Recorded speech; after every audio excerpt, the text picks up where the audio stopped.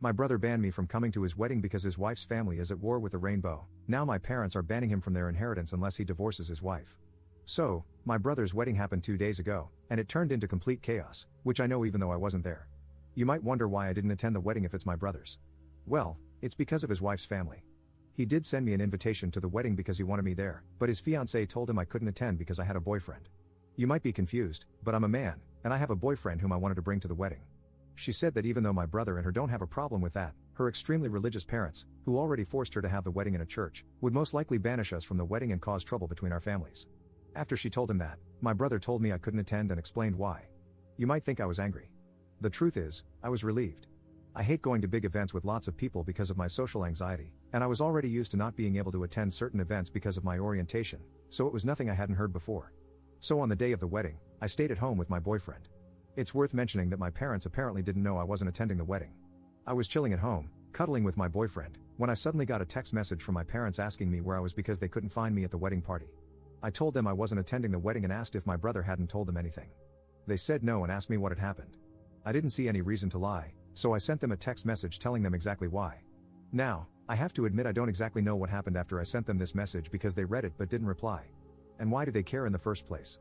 They didn't notice I wasn't there until the wedding was already over. They only noticed when the wedding party started.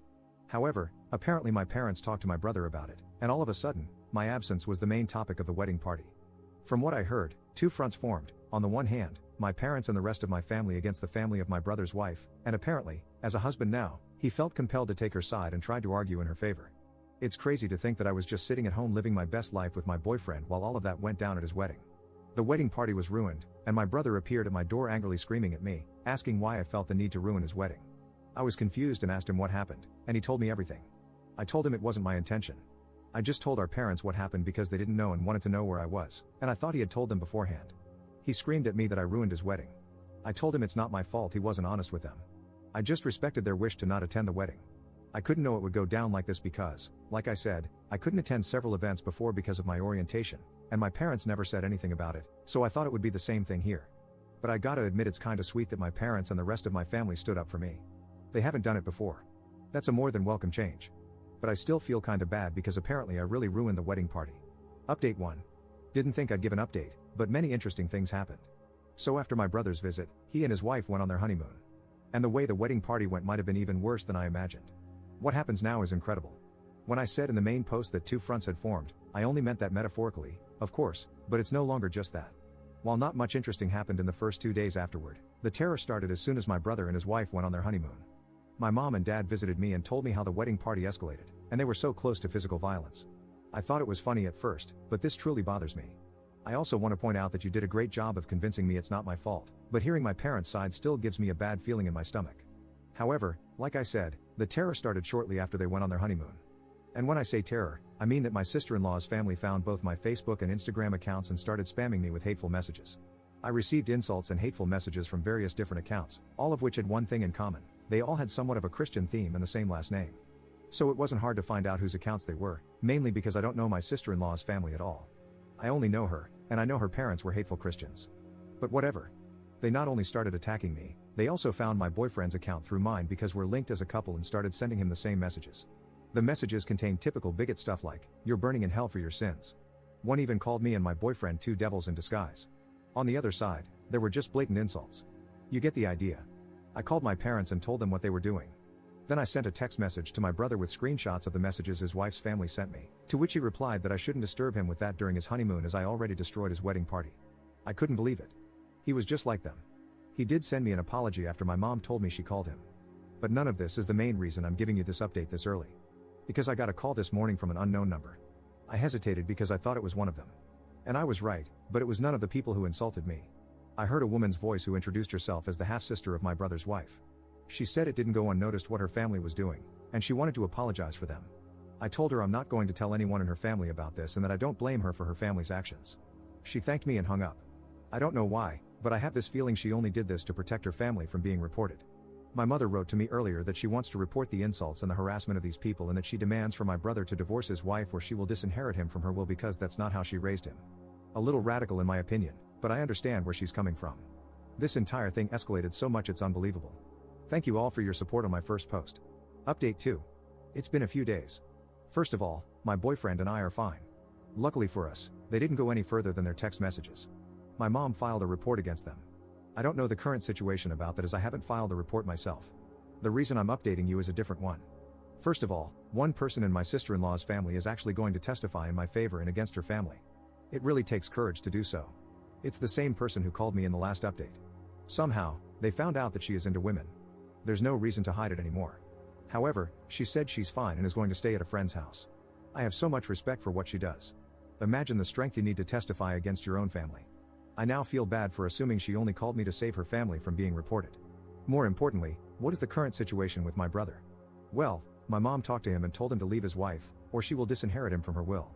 He decided to stay with his wife, and my mom made her threat come true. He's no longer in her will.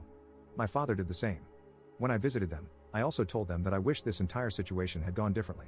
They assured me it's not my fault, but I feel like if it wasn't for me, then my family wouldn't be ripped apart like this. I haven't talked to my brother since then. My boyfriend feels similar. He also told me he kind of feels responsible for all this chaos. I assured him it's not his fault. But honestly, I wasn't even sure if I could say this in my position. On the other hand, it was my sister-in-law's family's bigotry that ruined everything, and everything would have been fine if I could have just attended. But now it's time for me to distance myself from this situation. We'll see what the report will do. I followed your advice to document everything. The insulting and harassing messages continued until 2 days ago, so I have much to say about them. Unfortunately, the hate on rainbows is still very much normalized in our society. I already mentioned it in a post on my profile, but the reason I'm so calm and casual about the situation is the simple fact that I'm used to situations like this. They don't get to me anymore. If I let any insult get to me, I wouldn't make it for a long time. It's a coping mechanism. I've been in situations where I was sent to the hospital because I kissed my boyfriend in public. So insults and harassment like theirs are nothing I haven't seen before. I want to say thank you for all your support on my first 2 posts. Update 3.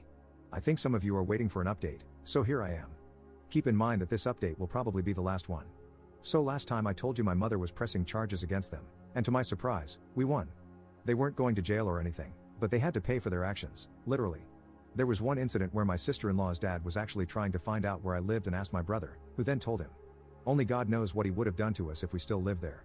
But in the time span of the last 2 months, my boyfriend and I moved to a different place which my brother didn't know anything about.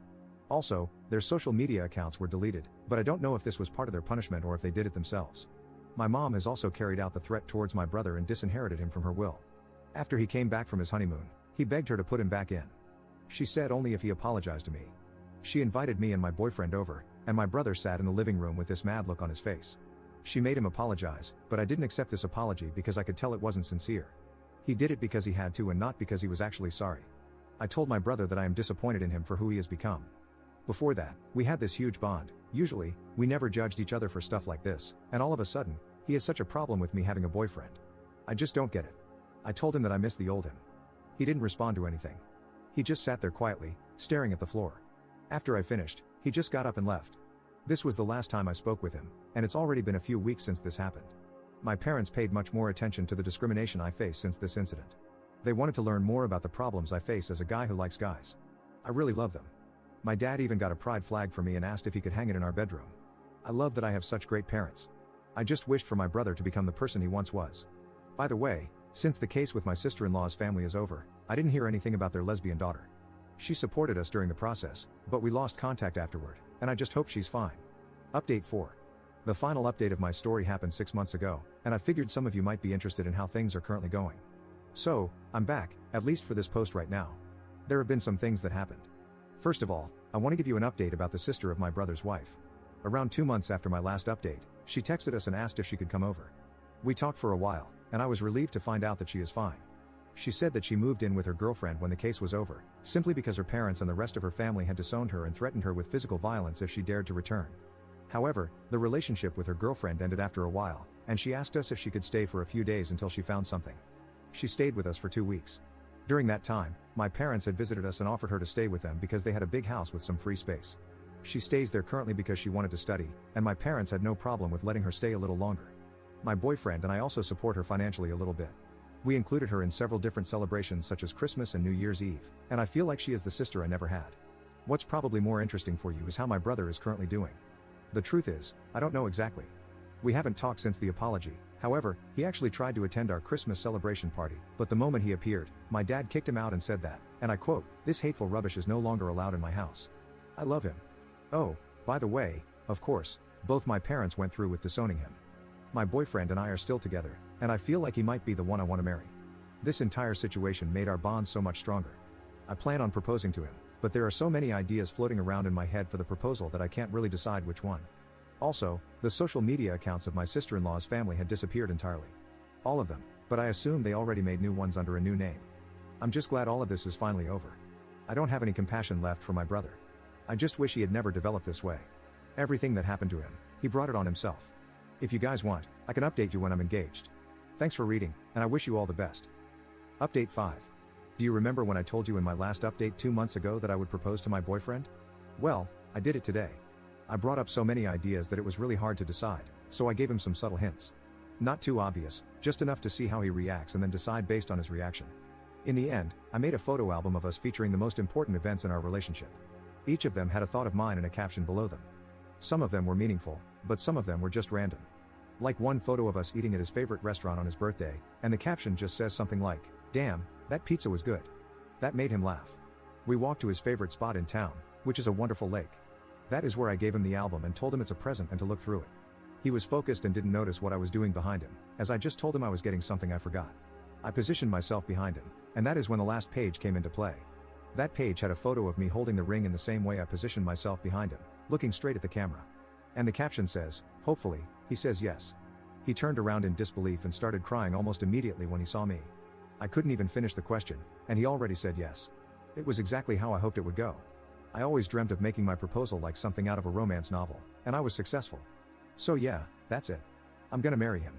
I already told my entire family except for my brother, of course. They were so happy about it, especially my mom and new sister. I assume my brother knows anyway, considering I shared it on Facebook. You guys probably aren't wrong that he might plan something, but if he does, it won't stop us.